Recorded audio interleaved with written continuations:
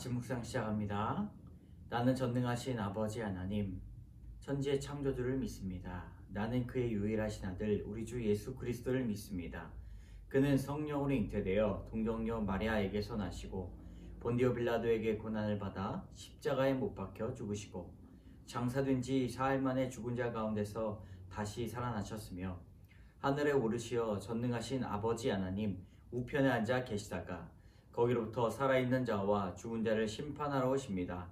나는 성령을 믿으며 거룩한 공교회와 성도의 교제와 죄를 용서받는 것과 몸의 부활과 영생을 믿습니다.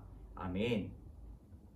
우리 오늘 함께 부를 찬송가는 528장, 찬송가 528장 예수가 우리를 부르는 소리입니다. 함께 찬양합니다. 예수가 우리를 부르는 소리 금성 부드러워 문 앞에 나와서 사면을 보며 우리를 기다리네. 오라 오라 방황치 말고 오라 죄 있는 자들아 이리로라 주 예수 앞에 오라 간절히 오라고 부르실 때에 우리는 지체하랴 주님의 은혜를 외안히 받고 못 들은 채 하려나. 오라 오라 방황치 말고 오라 죄 있는 자들아 이리로 오라 주 예수 앞에 오라. 세월이 살같이 빠르게 지나 쾌락이 끝이 나고 사망의 그늘이 너와 내 앞에 둘리며 가리우네. 오라 오라 방황치 말고 오라 죄 있는 자들아 이리로 오라 주 예수 앞에 오라. 우리를 위하여 예비해 두신 영원한 집이 있어 죄 많은 세상을 떠나게 될 때 영접해 주시겠네. 오라 오라 방황치 말고 오라 죄 있는 자들아 이리로 오라 주 예수 앞에 오라. 아멘. 오늘 하나님께서 주시는 말씀 우리 마가복음 1장 12절에서 20절까지의 말씀 함께 읽겠습니다. 마가복음 1장 12절에서 20절까지의 말씀. 성령이 곧 예수를 광야로 몰아내신지라 광야에서 40일을 계시면서 사단에게 시험을 받으시며 들짐승과 함께 계시니 천사들이 수종 들더라. 요한이 잡힌 후 예수께서 갈릴리에 오셔서 하나님의 복음을 전파하여 이르시되 때가 찼고 하나님의 나라가 가까이 왔으니 회개하고 복음을 믿으라 하시더라. 갈릴리 해변으로 지나가시다가 시몬과 그 형제 안드레가 바다에 금을 던지는 것을 보시니 그들은 어부라. 예수께서 이르시되 나를 따라오라.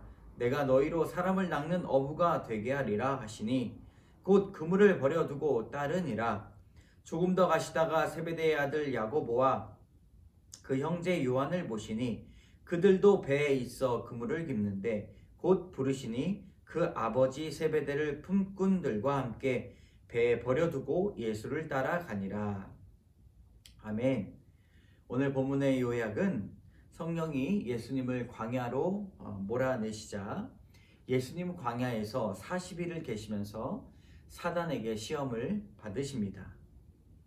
요한이 잡힌 후에 예수님이 갈릴리에 오셔서 하나님의 복음을 전파하여 이르시되 때가 찼고 회개하고 복음을 믿으라 라고 말씀하십니다. 갈릴리 해변으로 지나가시다가 제자들을 부르시는데 그 제자들이 바다에 그물을 집어던지고 배에 그물을 깁는 그 어부들 보고 제자를 부르시는 그런 내용이 나옵니다.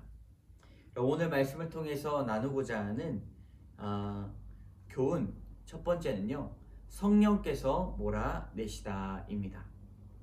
여러분, 오늘 본문은 요한복음을 제외하고 마태, 마가, 누가복음에 있는 동일한 내용입니다.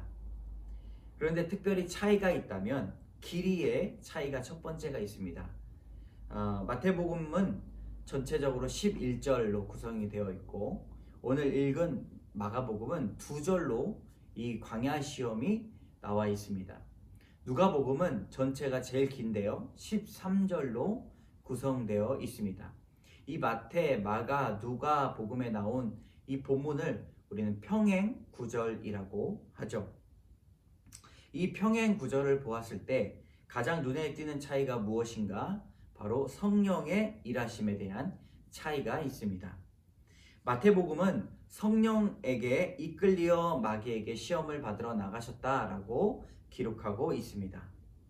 우리가 읽은 오늘 마가복음은 성령이 곧 예수를 광야로 몰아내셨다라고 말씀하고 있습니다. 좀 강한 어조로 나와 있죠. 누가복음은 성령의 충만함을 입고 이끄심을 받았다라고 나옵니다. 다 표현은 다르지만 같은 점은 성령의 운행하심을 따라갔다라는 공통점이 있죠. 여러분, 이것이 의미하는 것이 무엇일까요? 믿는 자의 삶은 성령께서 반드시 주관하시는 삶을 산다는 것입니다. 때로는 몰아내시고, 때로는 충만케 하시고, 때로는 그 길을 이끄시는 성령 하나님을 우리는 만나야 합니다. 그렇다면 우리가 해야 될 일은 무엇일까요? 성령을 구하고 그 성령이 이끄시는 대로 잘 따라가기만 하면 됩니다. 성령께서 오늘 본문에 왜 몰아내시는가? 그 다음 구절을 보면 되죠. 14절, 15절에 보면 예수님께서 공생의 사역을 이제 시작하십니다. 때가 찼고 하나님의 나라가 가까이 왔으니 회개하고 복음을 믿으라 라고 말씀하시면서 사역을 시작하십니다. 여러분, 이것을 보면 우리 삶 가운데서도 동일한 점이 있다는 것을 발견하게 됩니다. 성령께서 우리를 광야로 몰아내시는 이유는 지금 현재는 우리가 이해할 수 없는 일들이고 이해할 수 없는 방식일지라도 반드시 우리를 통해서 시작하실 일이 있다는 것입니다. 여러분, 우리가 광야 훈련을 잘 받아야 되는 것은 성령께서 우리를 통해서 시작하시고 또 그 일들을 통해서 복음을 전하게 하시기 위한 것이죠. 여러분, 우리 삶 가운데 때로는 이해할 수 없도록 몰아치시는 일들이 반복이 되십니까?